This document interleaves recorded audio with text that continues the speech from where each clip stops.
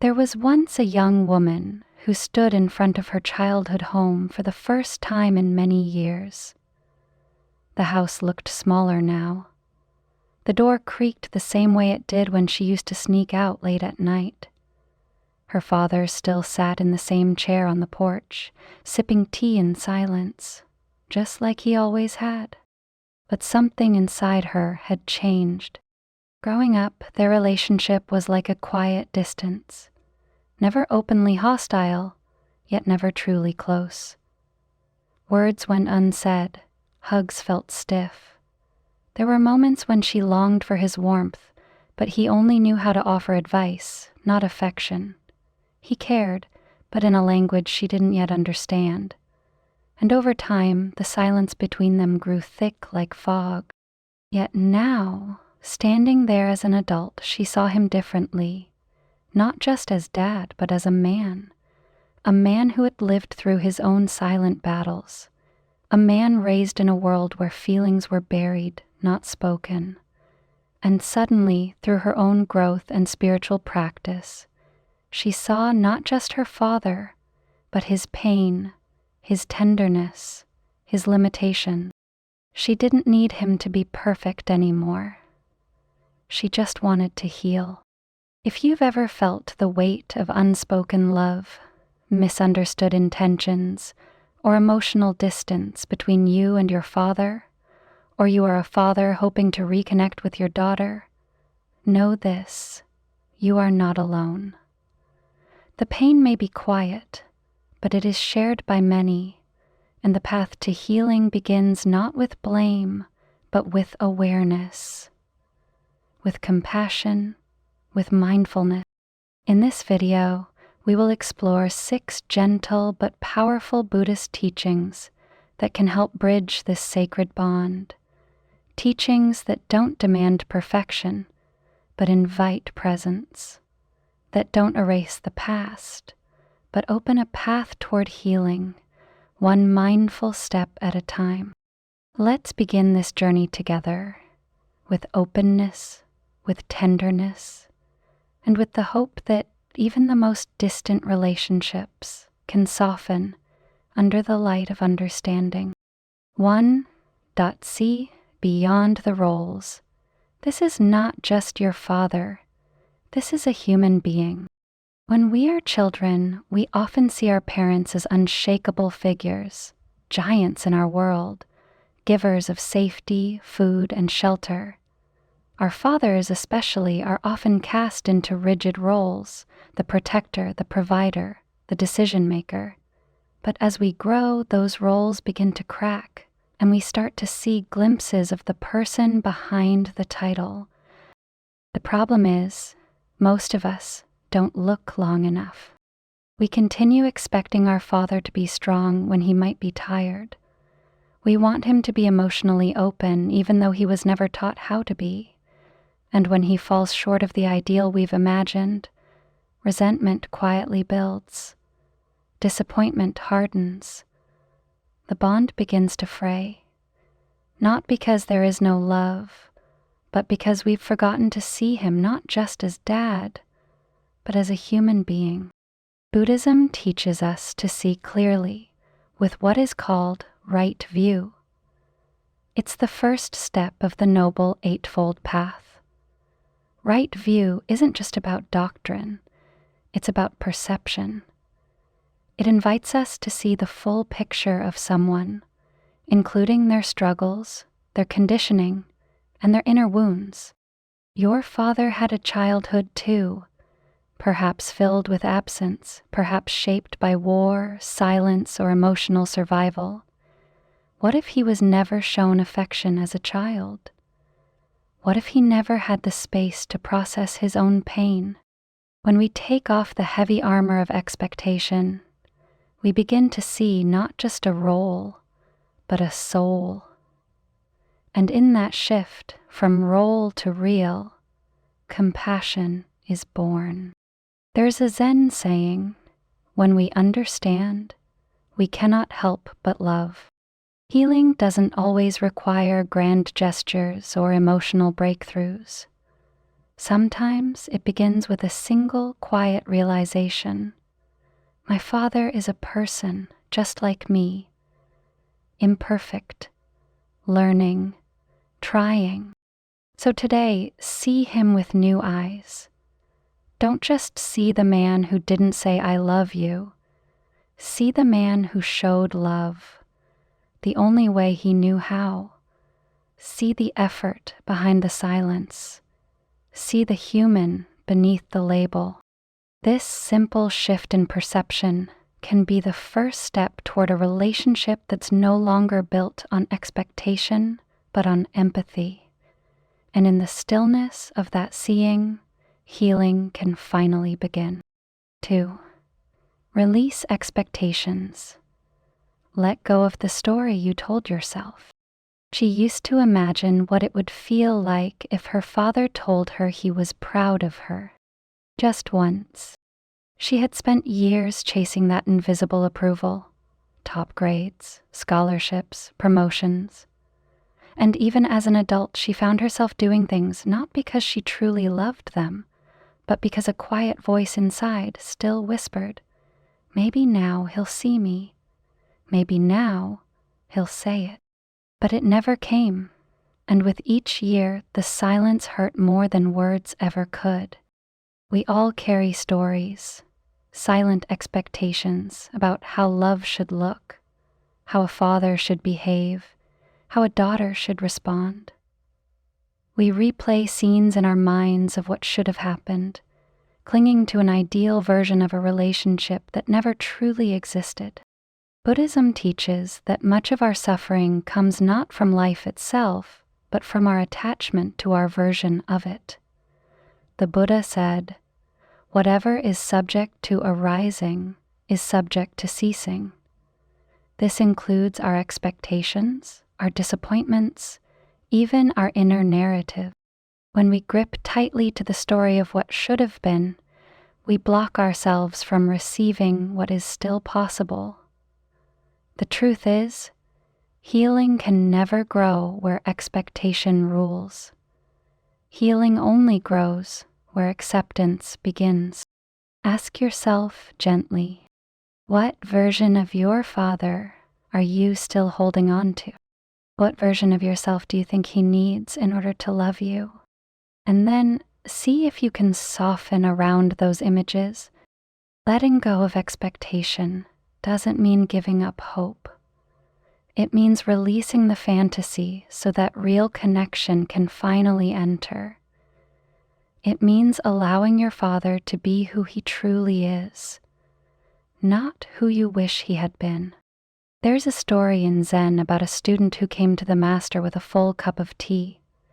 The master gently told him, "You must first empty your cup before I can fill it." The same is true with our hearts. As long as we are full of expectations, there is no room for new understanding to enter. Let go, not because you no longer care, but because you care enough to meet this moment as it is.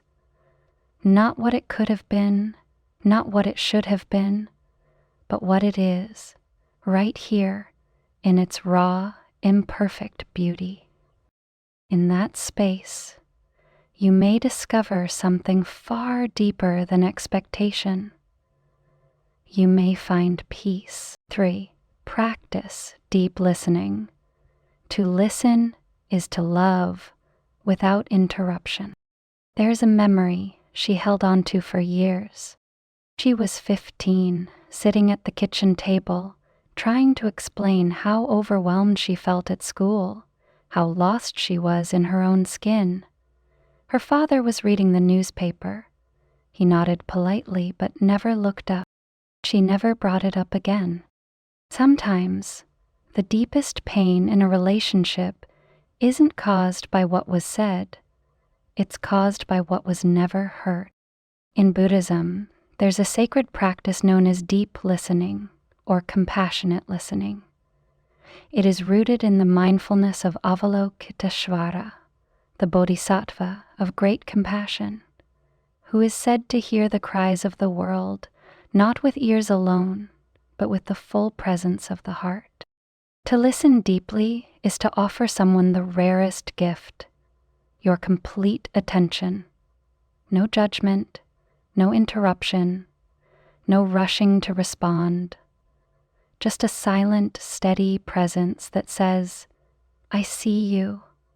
I'm here with you. Keep going. In many father-daughter relationships, years of unspoken emotions, misunderstandings, and hardened silence have created walls. But deep listening doesn't ask you to fix what's broken. It asks you to hold space for the other to be seen and heard, just as they are. It might be awkward at first. The silence might feel heavy. Your father may speak in half sentences. Your daughter might not know what to say. But healing isn't in the perfection of words. It's in the sincerity of your attention.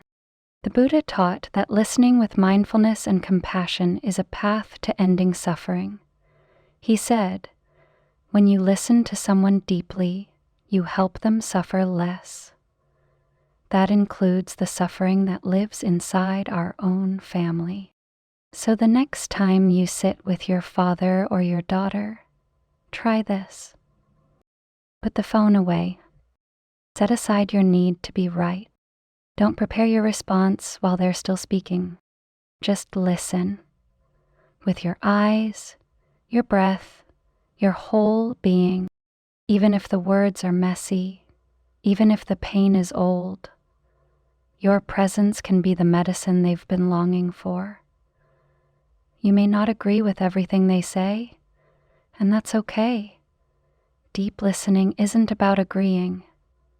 It's about connecting. It's about creating the kind of safe space where honesty feels possible again. And sometimes, just being heard is the first step to being healed. 4. Forgiveness is freedom. Holding on to pain is like grasping a hot coal. There was a time she couldn't even say his name without feeling a tightness in her chest. Not because of a single dramatic moment, but because of 1,000 little ones. The times he didn't show up, the times he criticized instead of comforted, the times he was present in body but absent in spirit. She held on to all of it, like stones in her pocket. Every memory, every slight, every silence that hurt more than shouting ever could. The Buddha once said, holding on to anger is like grasping a hot coal with the intent of throwing it at someone else. You are the one who gets burned. In Buddhist practice, forgiveness is not a transaction. It's not something you do for the other person. It's something you do within yourself, because your heart is too precious to be weighed down by bitterness. Forgiveness does not mean what happened was okay. It means you are ready to stop carrying it. When we cling to past pain, we keep reliving the same scene over and over again.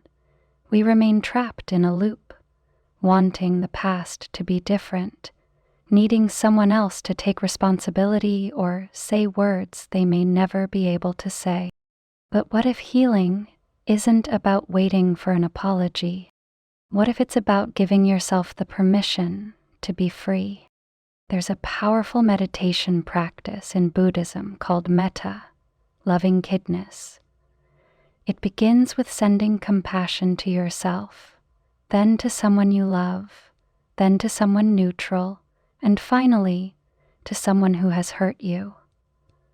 It's not easy, but it's powerful. You start small. May I be free from suffering. May I be at peace.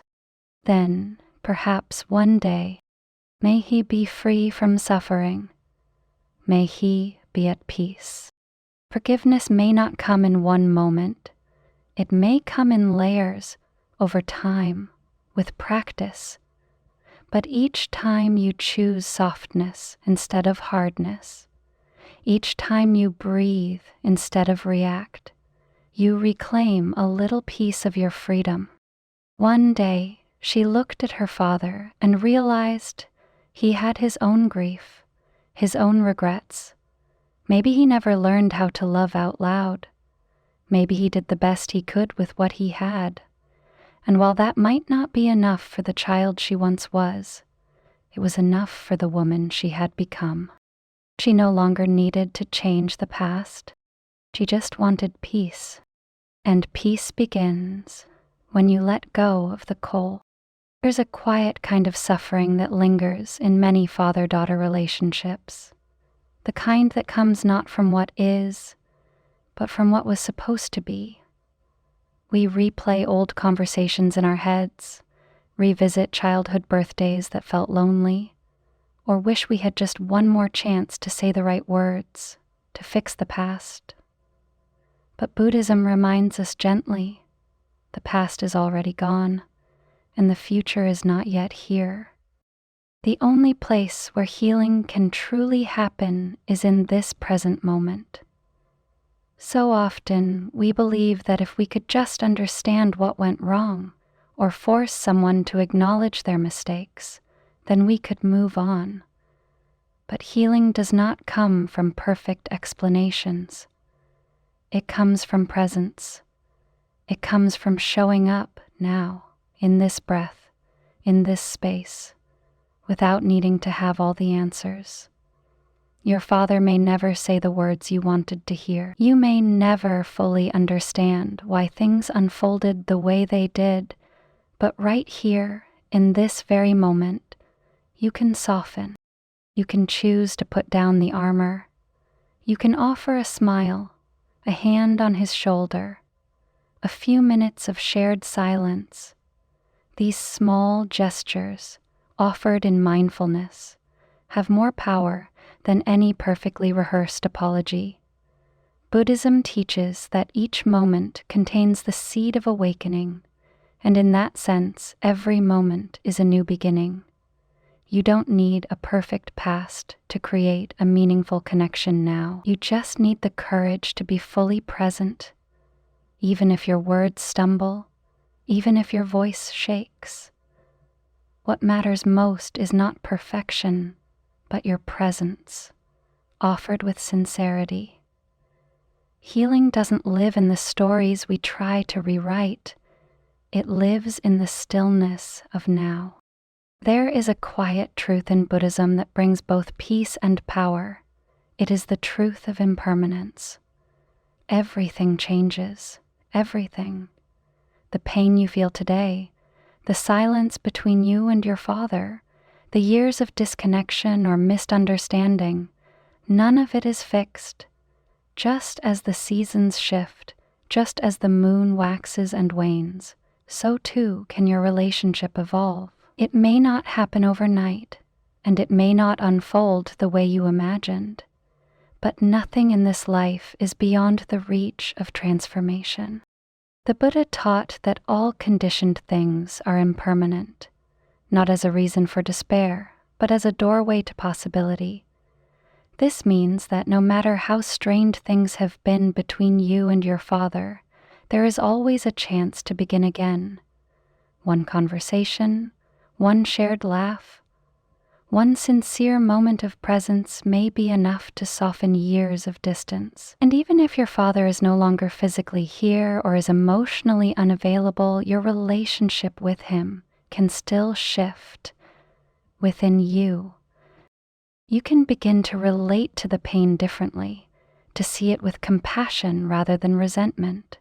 That too is healing.